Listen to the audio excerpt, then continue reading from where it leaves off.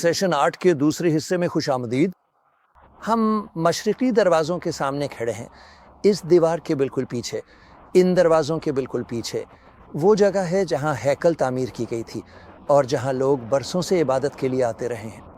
और बिल्कुल किद्रौन वादी के पार जैतून का पहाड़ है जहाँ से यस्सु आसमान पर उठाए गए थे, आसमान की तरफ ऊपर, और एक बादल ने उसे उनकी नज़रों से ओझल कर दिया। और एक फरिश्ता शागिर्दों के पास ज़ाहिर हुआ और कहा कि इसी तरह वो दोबारा आएगा। और हम यकीन रखते हैं कि यस्सु जैतून के पहाड़ पर वापस आएंगे और वो फतह और जलाल के साथ आएंगे। वो इस दरवाज़े से हैकल के मुक़द्दस इलाके में दाखिल होंगे। ये दरवाज़े इस वक्त बंद है, लेकिन इस वक्त ये बंद नहीं होंगे। जलाल का बादशाह अंदर दाखिल होगा। ए दरवाज़ों, अपने सर उठाओ और जलाल के बादशाह को अंदर आने दो। तो हम इस दरवाजे के सामने खड़े हैं और ऐसे ख्यालात शेयर कर रहे हैं जो हमारी मदद कर सकते हैं, ताकि जैसे जैसे हमारी शादियां बढ़ती हैं हम किरदार में भी नशोनुमा पाएं और तरक्की करें। अक्सर औकात हमारी शादियों में मसाइल सामने आते हैं और हम उन्हें शादी के मसाइल कहते हैं, लेकिन दरअसल ये पुख्तगी के मसाइल होते हैं जो शादी में ज़ाहिर हो जाते हैं। तो शादी एक मैदान है, शादी एक ऐसा माहौल है जिसमें हम नशोनुमा पा सकते हैं और तरक्की कर सकते हैं। और अगर हम ये सीख लें कि अपने इख्तलाफात को कैसे इस्तेमाल करना है, अगर हम ये सीख लें कि इन लम्हात को कैसे इस्तेमाल करना है जब हम एक दूसरे से टकरा जाते, अपने आप को बेहतर बनाने और अच्छे इंसान बनने के लिए जैसे जैसे साल गुजरते हैं हम बेहतर और बेहतर इंसान बनते जाते हैं। लेकिन अगर ये मुश्किलात जो रिश्ते में पेश आती हैं, जी हाँ, शादी के करीबी रिश्ते में अगर इन्हें मसला बनने दिया जाए और हल ना किया जाए तो हमारी शादियाँ नाखुशगवार हो जाती हैं। और अक्सर औक़ात वो तरक्की का अमल जो शादी के ज़रिए मुमकिन है, शादी से फ़रार इख्तियार करके ख़त्म कर दिया जाता है। तो शादी से भागना या इससे बचना दरअसल नापुख्तगी के मसाइल से बचने या फ़रार होने का बेहतरीन तरीक़ा नहीं है। शादी के रिश्ते को एक ऐसा माहौल, एक ऐसा निज़ाम, एक ऐसी सूरत हाल बनने दें जिसमें आप वक्त के साथ साथ नशोनुमा पा सकें और तरक्की कर सकें। अब हम उसूल नंबर 9, नंबर 10 के लिए तैयार हैं, ठीक है? और ये है कंधे से कंधा मिलाकर चलने का उसूल। आप देख रहे हैं कि हम यहाँ कंधे से कंधा मिलाकर खड़े। ज़रा मैं अपनी बाइबल नीचे रखो, आप भी अपनी बाइबल नीचे रखें। हम जब छोटे थे तो सोचते थे कि सबसे बेहतर ये है कि हमेशा आमने सामने रहें। हम इकट्ठे दुआ करेंगे, हम इकट्ठे बाइबल पढ़ेंगे, हम इकट्ठे चर्च लाएंगे, हम इकट्ठे सैर के लिए जाएंगे, हम इकट्ठे ख़रीदारी के जाएंगे। हम बस हर काम इकट्ठे करेंगे और फिर हमें पता चला कि हम एक दूसरे से थक गए हैं और ये वाकई सबसे बेहतर नहीं था और हम बस एक दूसरे से उकता गए थे और यूं हम एक दूसरे की पीठ की तरफ हो गए। वैसे पीठ से पीठ मिलाकर रहना भी कोई मज़ा नहीं। तो हमने ये सीखा है कि अपनी सारी तवज्जो एक दूसरे पर मरकूज़ करने के बजाय ये ज़्यादा सेहतमंद है कि हम अपनी तवज्जो दूसरों को दें, दूसरों के मसाइल हल करें, दूसरों की मदद करें, दूसरों को सिखाएं, दूसरों की खिदमत करें। इस तरह कंधे से कंधा मिलाकर रहना हमें ये मौका देता है कि जब हमें एक दूसरे से बात करनी हो या एक दूसरे पर तवज्जो देनी हो तो हम करीब रह सकें। हम ऐसा कर सकते हैं, लेकिन हम ये भी कर सकते हैं कि अपनी तवज्जो दूसरों को दें और कोई ऐसा काम या मंसूबा तलाश करें जो खुदा हमारे सामने रखे, कोई ऐसी चीज़ जो हमसे बड़ी हो, जो हमसे ज़्यादा अहम हो, और हम किसी ऐसी चीज़ में हिस्सा डाल सकें जो हमारे इर्द गिर्द लोगों के लिए कदर व कीमत रखती हो। तो कंधे से कंधा मिलाकर रहना इस तरह की सरगर्मी के लिए मौका फराहम करता है। लेकिन एक और बात भी है जो कंधे से कंधा मिलाकर रहने से मुमकिन होती है, और वो ये है कि हम एक साथ होते हैं ताकि हम एक दूसरे के साथ ज़िंदगी बांट सकें। लेकिन कंधे से कंधा मिलाकर रहना कुछ आज़ादी भी फराहम करता है, ताकि कुछ सरगर्मियाँ यहाँ ऐसी हों जो मैं करता हूँ और वो नहीं करती, और कुछ सरगर्मियाँ वहाँ ऐसी हों जो वो करती है और मैं नहीं करता, और वो वहाँ कुछ सीख सकती है और फिर उन्हें शादी में ला सकती है, ताकि जब हम एक साथ हों तो मैं उससे सीख सकूं जो वो वहाँ कर रही है, और जब मैं अकेला होता हूँ तो मैं यहाँ कुछ चीज़ें सीख रहा होता हूँ और मैं वो चीज़ें शादी में ला सकता हूँ जो मैं सीख रहा हूँ। मुझे इंटरनेट पर बैनुल-अक़वामी ख़बरें पढ़ना पसंद है, उसे रेडियो या टॉक शो सुनना पसंद है, और वो इस तरह मुआशरे के बारे में बहुत कुछ सीखती है। तो वो मेरे साथ वो बातें शेयर करती है जो वो सीख रही है, मैं उसके साथ वो बातें शेयर करता हूँ जो मैं सीख रहा हूँ, और हम दोनों मिलकर बढ़ रहे हैं और मज़ीद सीख रहे हैं। कंधे से कंधा मिलाकर रहना हमें ये सब करने की इजाज़त देता है। हम एक दूसरे को अपनी तवज्जो देकर या एक दूसरे को कंट्रोल करने की कोशिश करके एक दूसरे का दम नहीं खोड़ते, बल्कि हम एक दूसरे को आज़ाद छोड़ते हैं। تاکہ میں کچھ کام اپنے مرد دوستوں کے ساتھ کر سکوں اور وہ کچھ کام اپنی خواتین دوستوں کے ساتھ کر سکیں۔ اسے خواتین کی بائبل سٹڈی پسند ہے، میں تو خواتین کی بائبل سٹڈی میں بوریت سے مر جاؤں گا، اور مجھے لڑکوں کے ساتھ کچھ کرنا پسند ہے۔ تو میرے خیال میں کندھے سے کندھا ملا کر رہنا ہمیں آزادی اور کھلی فضا دیتا ہے، اور یہ ہمیں دوسرے لوگوں پر توجہ دینے کے قابل بناتا ہے۔ اور ذرا اس فاصلے کو دیکھیں جو درمیان میں ہے۔ ہاں، وہاں سے لے کر یہاں تک بالکل صاف نظر آ رہا ہے۔ جو کچھ ہم سیکھ رہے ہیں وہ کلی زیادہ ہے۔ اور اس کا ایک اور پہلو بھی ہے، جب وہ وہاں ہوتی ہے تو اسے کوئی مسئلہ، آزمائش یا مشکل پیش آ سکتی ہے، وہ اسے چھپانے کی کوشش نہیں کرتی۔ مجھے بھی یہاں کسی قسم کی آزمائش یا مشکل پیش آ سکتی ہے، میں بھی اسے چھپانے کی کوشش نہیں کرتا۔ میں اسے بتاتا ہوں کہ یہاں کیا ہو رہا ہے۔ اگر میں کسی خوبصورت عورت کو دیکھوں اور سوچوں کہ واہ، اس کے ساتھ سونا مزے کا ہوگا، تو میں یہ بات بھی چھپاتا نہیں ہوں، میں اسے اس بارے میں بتاتا ہوں، اور ہم دونوں مل کر اس آزمائش کے بارے میں دعا کرتے ہیں جو میں یہاں محسوس کر رہا ہوں۔ دوسرے لفظوں میں، ہمارے درمیان کوئی راز نہیں ہے جو ہم ایک دوسرے سے چھپائیں۔ اس کے بجائے ہمارے پاس ایک دوسرے کی خدمت کرنے اور ایک دوسرے کی مدد کرنے کا موقع ہے۔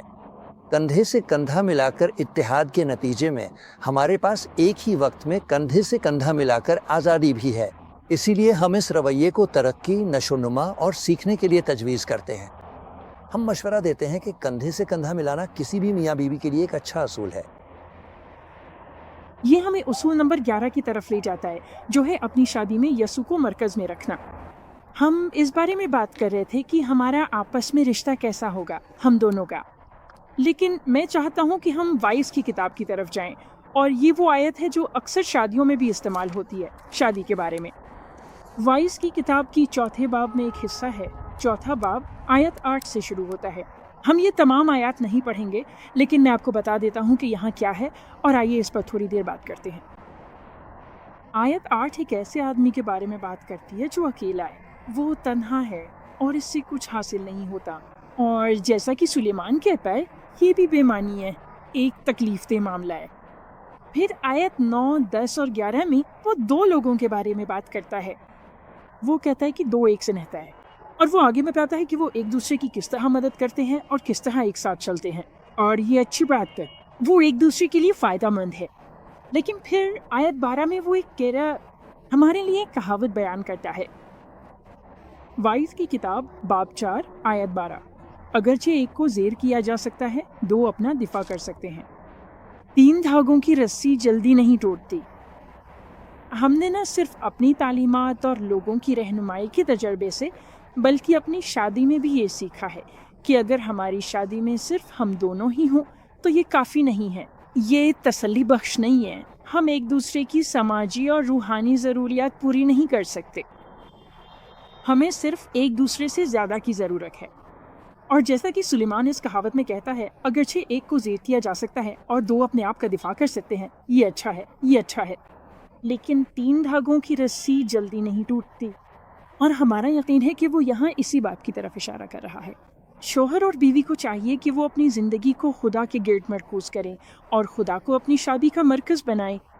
جب خدا آپ کی شادی کے درمیان ہوتا ہے، جب آپ 3 ہوتے ہیں، تو آپ ایک ایسی رسی کی مانند ہوتے ہیں جسے بڑی طاقت کے بغیر توڑا نہیں جا سکتا۔ اور آپ جانتے ہیں، جب خدا ہماری شادیوں میں ہوتا ہے تو ہمیں طلاق کے بارے میں سوچنے کی بھی ضرورت نہیں پڑتی، ہمیں ایک دوسرے سے جدا ہونے کی جد و جہد کے بارے میں بھی سوچنے کی ضرورت نہیں رہتی۔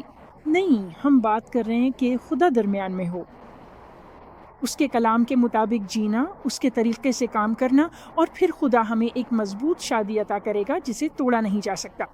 تو ہم پرزور سفارش کرتے ہیں کہ یسوع کو، خدا کو اپنی شادی کے مرکز میں رکھیں، تاکہ آپ کی شادی نہ صرف آپ اور آپ کے شریک حیات کے لیے فائدہ مند ہو، بلکہ آپ کے خاندان اور آپ کے کسی بھی حلقے کے ہر فرد کے لیے بھی فائدہ مند ہو۔ آپ ایک فائدہ اور گواہی ہیں۔ تو آئیے یسوع کو اپنی شادی کے مرکز میں رکھیں۔ کیا آپ جانتے ہیں، نتیجے کے طور پر حقیقت یہ ہے کہ آپ مجھ سے زیادہ یسوع سے محبت کرتے ہیں۔ نتیجے کے طور پر آپ کو مجھ سے جو پیار ہے وہ اس سے زیادہ ہے اگر آپ نے مجھ سے پہلے پیار کیا۔ شاید۔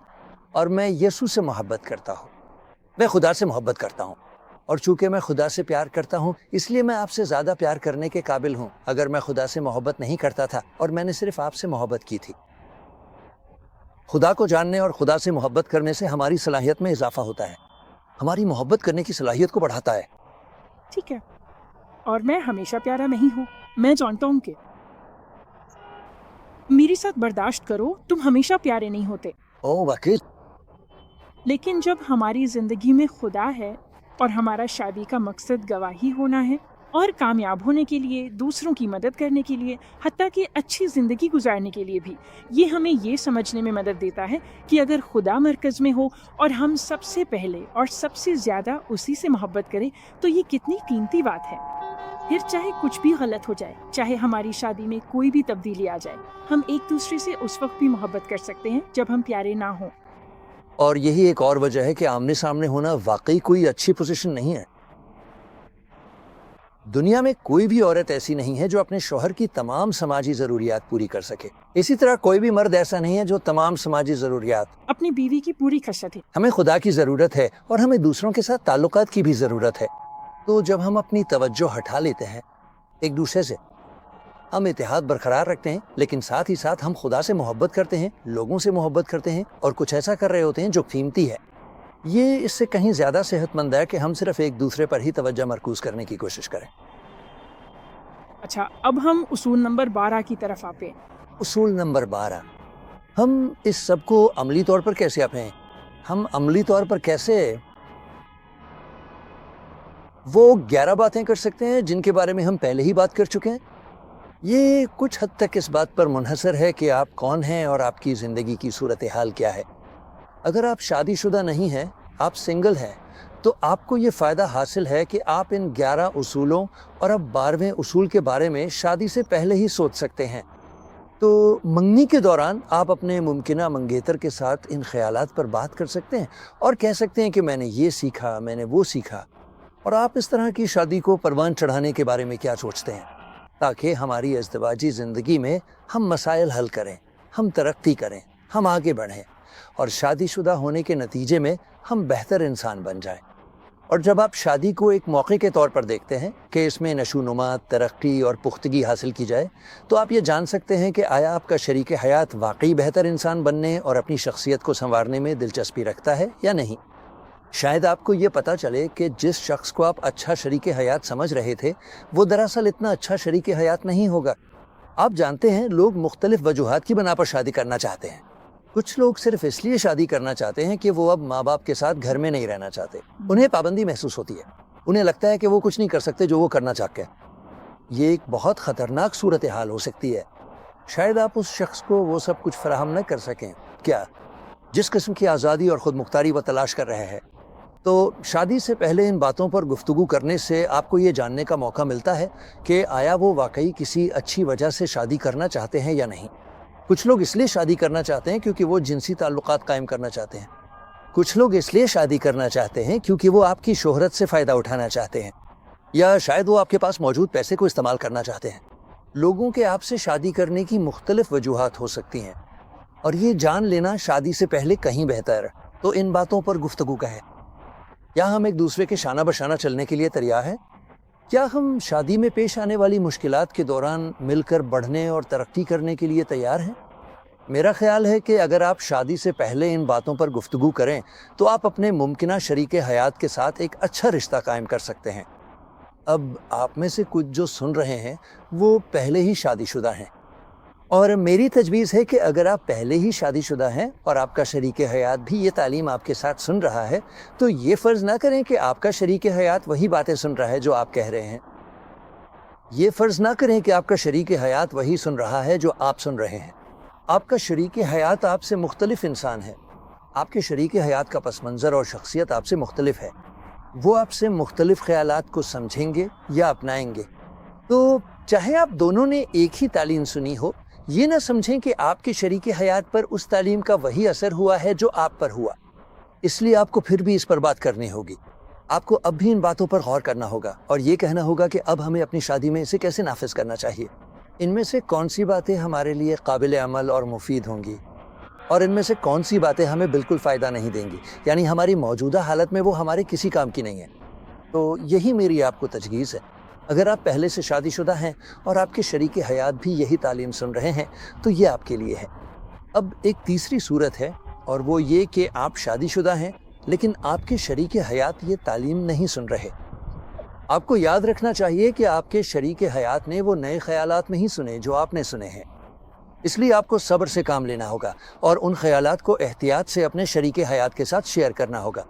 آپ نے یہ خیالات اپنے شریک حیات پر تھوپنے یا ان پر زبردستی کرنے کے لیے استعمال نہیں کرنے، بلکہ آپ نے ان خیالات کو مثبت انداز میں شیئر کرنا ہے، جیسے ہم نے کوشش کی ہے۔ ہم اچھے خیالات کو ہتھیار کے طور پر بھی استعمال کر سکتے ہیں۔ ہم کہہ سکتے ہیں کہ بائبل کہتی ہے کہ تمہیں اپنے شوہر کے ساتھ محبت اور مہربانی سے پیش آنا چاہیے۔ بائبل کہتی ہے تمہیں تابع ہونا ہے، تمہیں میرے ساتھ تعاون کرنا ہے۔ بائبل کہتی ہے رک جاؤ تم مجھے تکلیف کے لیے ہو۔ اس لیے ہم نہیں چاہتے کہ اچھے خیالات کو بھی ہتھیار کے طور پر استعمال کریں۔ ہم چاہتے ہیں کہ ان اچھے خیالات کو ایک دوسرے کو سکھانے، ایک دوسرے کی حوصلہ افزائی کرنے اور ایک دوسرے کے لیے باعث برکت بننے کے لیے استعمال کریں۔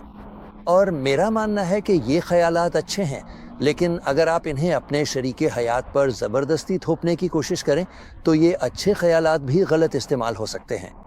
تو اس بارے میں میری تجویز یہ ہے کہ اگر آپ نے یہ تعلیمات سنی ہیں اور آپ سمجھتے ہیں کہ یہ آپ کی صورتحال کے لیے مفید یا قابل اطلاق ہیں تو انہیں اپنے شریک حیات کے ساتھ شیئر کریں۔ اب یہ تعلیمات مختلف شکلوں میں دستیاب کی جائیں گی۔ آپ یہ DVD سے سن رہے ہوں، یا آپ یہ ٹیلی ویژن پر سن رہے ہوں، یا آپ کسی اور شکل میں یہ سن رہے ہوں، لیکن چاہے جو بھی طریقہ ہو، اس معلومات تک رسائی کے اور بھی طریقے موجود ہیں۔ آپ حتیٰ کہ ہماری ویب سائٹ www.larryresources.com پر بھی جا سکتے ہیں اور وہاں سے یہ تمام تعلیمات حاصل کر سکتے ہیں۔ یہ خیالات ان کتابوں میں بھی موجود ہیں جو میں نے لکھی ہیں اور لوگوں کے لیے دستیاب کی ہیں۔ ہمیں بتائیں کہ اس سے کیا لفظ بنتا ہے۔ لیاقت کے لیے ہے، یہ بااختیار بنانے اور وسائل امپاورمنٹ اینڈ ریسورسز کے لیے ہے۔ ہم اپنے آپ کو وسائل سمجھتے ہیں۔ ہمارے پاس خیالات، چیزیں جو ہم نے اپنے تجربے سے، اپنی مشاہدات سے اور جو کچھ ہم نے پڑھا اور سیکھا ہے، ان سب سے سیکھی ہیں۔ اسی لیے ہم ایک وسیلہ ہیں، اور جو کچھ آپ نے ان سیشنز میں سنا ہے اور جو آپ آنے والے سیشنز میں سنیں گے، وہ سب وسائل ہیں۔ یہ وہ خیالات ہیں جنہیں آپ استعمال کر سکتے ہیں جب اللہ تعالیٰ آپ کو موقع دے کہ آپ انہیں دوسروں کے ساتھ شیئر کریں۔ تو اگر آپ شادی شدہ ہیں اور آپ کے شریک حیات نے یہ تعلیمات نہیں سنی تو میں آپ کو مشورہ دوں گا کہ آپ یہ باتیں اپنے شریک حیات کے ساتھ شیئر کریں، چاہے خود شیئر کریں یا پھر ان وسائل کی طرف واپس جائیں اور اپنے شریک حیات کو بھی ان خیالات میں شامل کریں۔ ان میں سے کچھ خیالات اتنے نئے ہیں کہ آپ کو شاید انہیں کئی بار سننا پڑے تاکہ آپ ان میں سے ہر ایک کی اصل قدر کو سمجھ سکیں۔ اب ہم آپ کے لیے کچھ کرنا چاہتے ہیں۔ یہ کوئی پرفارمنس نہیں ہے، بلکہ یہ ہمارا طریقہ ہے کہ ہم آپ کے ساتھ وہ چیز شیئر کریں جو ہمارے لیے معنی رکھتی ہے۔ جب ہماری شادی ہوئی 27 اپریل 1969 کو، تو 4 کو اس کے بھائی نے واک کر کے سٹیج تک پہنچایا تھا، اور میں سٹیج پر کھڑا اس کا انتظار کر رہا تھا کہ وہ پہنچے۔ اور جب وہ وہاں پہنچی تو اس کے بھائی نے اسے میرے حوالے کیا۔ ہم نے ایک دوسرے کا ہاتھ تھاما، ایک دوسرے کی طرف دیکھا اور ایک دوسرے کے لیے گانا گایا۔ کیوں نہ تم اسے ذرا اس طرح کریسو؟ ہاں بس ایسے ہی۔ اور یہ وہ گانا ہے جو ہم نے ایک دوسرے کے لیے گایا تھا، اور دونوں نے یہ ریپ کے لیے بھی گایا تھا۔ اب دیکھتے ہیں کہ کیا ہم اسے صحیح طریقے سے اکٹھے شروع کر سکتے ہیں، ٹھیک ہے؟ جانے من وہ خوبصورت اور یادگار دن آ گیا ہے جس کا ہم دونوں نے ہمیشہ خواب دیکھا تھا، جب ہم ایک شاندار اور سفید سٹیج پر کھڑے ہو کر اپنی لازوال محبت کے مقدس عہد کریں گے۔ اوہ، یہ کتنا خوشی کا، کتنا پرمسرت اور کتنا مبارک وقت ہے۔ سارے پرانے شک و شبہات اور تمام خوف ہمیشہ کے لیے ختم ہو گئے ہیں، اور ان تمام اہم اور گہرے وعدوں کے ساتھ ہم یہ ایک اور بہت ہی خاص اور اٹوٹ وعدہ بھی شامل کریں گے، میری پیاری جان، ایک دوسرے کے لیے ہمیشہ ہمیشہ کے لیے، اور دونوں عظیم رب کے لیے بھی۔ او میری پیاری جان، فرشتے اس مقدس اور مبارک لمحے کو ہمیشہ کے لیے اپنی یادوں میں محفوظ کر لیں۔ محبت بھرے اور اٹوٹ عہد جو ہم نے آج اس خاص موقع پر کیے ہیں، وہ کبھی بھی کسی بھی صورت میں نہیں ٹوٹیں گے، ایک دوسرے کے لیے اور دونوں عظیم اور رحیم رب کے لیے۔ ہم ہمیشہ اکٹھے چلیں گے میرے پیارے دوست، چاہے تیز دھوپ ہو یا موسلا دھار بارش۔ ہم اپنے تمام آنسو اور خوشگوار مسکراہٹیں بانٹیں گے اور زندگی کے سفر میں بے خوف و خطر آگے بڑھیں گے، خوشیوں کے وسیع حالے۔ ہم ہر گزرتے دن کو سجا دیں گے، یہاں تک کہ جنت ہمارے سامنے چمکنے لگے اور ہمیں اپنی طرف بلا لے جائے، ایک دوسرے کے لیے، ہمیشہ ایک دوسرے کے ساتھ، اور دونوں ہی عظیم رب کی رضا کے لیے۔ او میری پیاری جان، تمام فرشتے اس خوبصورت اور مقدس لمحے کو ہمیشہ کے لیے محفوظ کر لیں۔ یہ محبت بھرے گہرے عہد جو ہم نے ایک دوسرے سے کیے وہ کبھی بھی نہیں ٹوٹیں گے، ہمیشہ ایک دوسرے کے لیے، اور سب سے بڑھ کر دونوں رب کے لیے۔ یہاں ہم اس وقت کھڑے ہیں قدیم مندر کے علاقے کے بالکل مشرقی دروازے کے سامنے، ایک اہم مقام پر، اور اس علاقے میں بالکل ہمارے پیچھے مندر تھا، جو کہ یہ وہ جگہ ہے جو سلیمان نے بنائی، پھر ہیرودیس نے بنائی، جہاں خدا کے لوگ رب کی عبادت کے لیے آتے تھے۔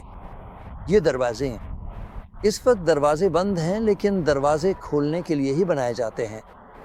یہ اس لیے بنائے گئے ہیں کہ لوگ یہاں سے داخل ہو سکیں، اور میں چاہوں گا کہ ہم اپنے وقت کا اختتام اس بات پر کریں کہ ہم کردار میں کیسے بڑھتے اور ترقی کرتے ہیں۔ جیسے جیسے ہماری شادی بڑھتی ہے، ہم اس دروازے کے تصور پر بات کر کے اس کو سمجھیں گے۔ اے دروازوں، اپنے سر اٹھاؤ تاکہ جلال کا بادشاہ اندر آ سکے۔ ہماری شادیوں میں بھی ایک دروازہ ہے، ہمارے دلوں میں بھی دروازے ہے، اور اگر ہم جلال کے بادشاہ کو اپنی زندگیوں میں آنے دیں تو پھر یہاں استعارہ بدل جائے گا، اور ہم خود خوشگوار شادی کے دروازے میں داخل ہونے کے قابل ہو جائیں گے۔ شیطان نہیں چاہتا کہ آپ کی شادی خوشگوار ہو، شیطان چاہتا ہے کہ شادیاں تباہ ہو جائیں۔ شیطان چاہتا ہے کہ وہ شادی شدہ لوگوں کے خلاف آئے، انہیں تباہ کرے، انہیں بگاڑ دے، ایک دوسرے پر شک کروائے اور انہیں آپس میں جھگڑنے اور لڑنے پر مجبور کرے۔ لیکن خدا چاہتا ہے کہ شادیاں مضبوط ہوں، اور اگر ہم اپنے دلوں کے دروازے یا اپنی شادیوں کے دروازے کھول دیں اور جلال کے بادشاہ کو اندر آنے دیں، تو وہ ہمیں اس قابل بنا دے گا کہ ہم خوشگوار، حوصلہ افزا اور مضبوط شادی کے دروازے میں داخل ہو سکیں۔ ہر مرد خدا، ہر عورت خدا مشکلات اور سختیوں کا سامنا کرتی ہے۔ خدمت میں رہنے والے لوگ دوسروں کے مسائل سنتے ہیں، ہم مشورہ دیتے ہیں، ہم تبلیغ کے لیے مطالعہ کرتے ہیں، ہم لوگوں کے لیے دعا کرتے ہیں، ہم لوگوں کی خدمت کرتے ہیں۔ ہمیں مضبوط شادیاں چاہیے تاکہ ہمارے پاس حوصلہ افزائی اور طاقت کا ذریعہ ہو، تاکہ جب ہم ممبر پر جا کر خدا کا کلام سنائیں، یا جب ہم کسی ایسی صورتحال میں جائیں جہاں ہم لوگوں کی خدمت کر رہے ہوں، تو ہم یہ سب طاقت کی حالت میں کریں۔ خدا کو مضبوط کارکنوں کی ضرورت ہے، اور شادیاں وہ راستہ ہیں یا ان میں سے ایک راستہ ہیں جن کے ذریعے خدا اپنے کارکنوں کو طاقت، حوصلہ افزائی اور قوت عطا کرتا ہے۔ اکثر اوقات میں اس سے طاقت حاصل کرتا ہوں، اور کئی بار وہ مجھ سے طاقت حاصل کرتی ہے، اور ہم ایک دوسرے کے لیے دعا کرتے ہیں۔ جب وہ کہیں بائبل اسٹڈی پڑھانے جاتی ہے تو میں اس کے لیے دعا کرتا ہوں۔ جب میں کہیں تبلیغ یا تعلیم دینے جاتا ہوں تو وہ میرے لیے دعا کرتی ہے۔ وہ کہتی ہے جب میں دروازے سے باہر جا رہا ہوتا ہوں کہ میں تمہارے لیے دعا کروں گی۔ ہمیں ایک دوسرے کی ضرورت ہے۔ ہمیں اپنی شادی کو مضبوط رکھنا چاہیے، صرف اس لیے نہیں کہ ہم دوسروں کو یہ تاثر دیں کہ ہماری شادی مضبوط ہے، بلکہ ہمیں خود بھی ایک مضبوط شادی کی ضرورت ہے۔ آپ جانتے ہیں، میں نے یہ پایا ہے کہ جب ہم دونوں آپس میں بحث کر رہے ہوتے ہیں یا کسی بات پر متفق نہیں ہوتے تو ایسا لگتا ہے کہ ہماری خدمت میں تاثیر بالکل رک جاتی ہے۔ ہم آگے نہیں بڑھ سکتے کیونکہ ہم روح القدس کو اپنے ذریعے کام کرنے کی اجازت نہیں دے رہے۔ ہم اپنے اختلافات کے ذریعے اس راہ میں رکاوٹ ڈال رہے ہیں، اور اس لیے اپنی دل کی سختی، اپنی بے معافی کو ایک طرف رکھنا، اپنی یہ خواہش کہ ہم ہی صحیح ہیں اسے چھوڑ دینا، یا یہ کہ سب کچھ ہمارے کنٹرول میں ہو یا ہم ہی سب کچھ سنبھالنے والے ہوں۔ اگر ہم یہ سب چھوڑ کر ایک دوسرے سے محبت کریں اور ایک دوسرے کا ساتھ دیں تو یہ ہماری شادی کو بہت مضبوطی دیتا ہے، اور یہی وجہ ہے کہ دشمن اور ہماری خدمت کو بھی۔ اور یہی وجہ ہے کہ دشمن یعنی شیطان شادیوں پر حملہ کرتا ہے، کیونکہ وہ ہمیں کمزور کرنا چاہتا ہے۔ نہیں چاہتا کہ ہم مضبوط، حوصلہ افزا اور دعا اور کلام کے طاقتور لوگ بنیں۔ وہ چاہتا ہے کہ ہم ایک دوسرے کی خامیاں نکالیں اور آپس میں لڑتے رہیں، تاکہ جو توانائی ہم خدا کے کام میں لگا سکتے ہیں وہ ہم اپنی آپس کی لڑائیوں اور بحثوں میں ضائع کر دیں۔ اور چونکہ دشمن آج کل شادیوں پر حملہ کر رہا ہے، اور جیسا کہ آپ اپنی ذاتی زندگی سے جانتے ہیں کہ دشمن نے آپ کی شادی پر بھی حملہ کیا ہے، اس لیے ہمیں اور بھی زیادہ چوکس اور متحرک رہنے کی ضرورت ہے کہ ہم کچھ کریں۔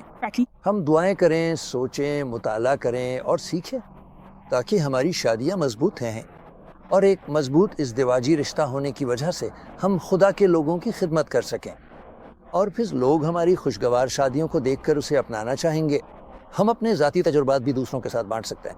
اب ہم نے اس سیشن میں اور دوسرے سیشنز میں اپنے تجربات آپ کے ساتھ شیئر کیے ہیں. اب آپ ان باتوں پر عمل کریں اور پھر آپ اپنی کہانی دوسروں کے ساتھ شیئر کریں. آپ کو یہ کہنے کی ضرورت نہیں کہ رون اور چار نے یہ کہا، رون اور چار نے وہ کہا، انہوں نے یہ کیا، انہوں نے وہ کیا. نہیں، اگر آپ ان اصولوں کو اپنائیں گے تو آپ کی اپنی کہانی ہوگی. آپ خود اس خوشی، سکون اور طاقت کی گواہی دے سکیں گے جو ایک مضبوط شادی سے ملتی ہے، اور پھر آپ دوسروں کی خدمت کر سکیں گے. اب ہم اپنے سیشنز کی اختتام پر پہنچنے ہیں. ہمارا اگلا سیشن ہے پراعتماد بچوں کی پرورش کیسے کریں. ہم آپ کے ساتھ مزید باتیں شیئر کرنے کے منتظر ہیں تاکہ جب ہمارے بچے بڑے ہوں تو وہ اس بات کی مثال بنے کہ بچے کس طرح مسیحی ماحول میں پروان چڑھ کر اپنی نسل میں مضبوط اور پراعتماد بن سکتے ہیں.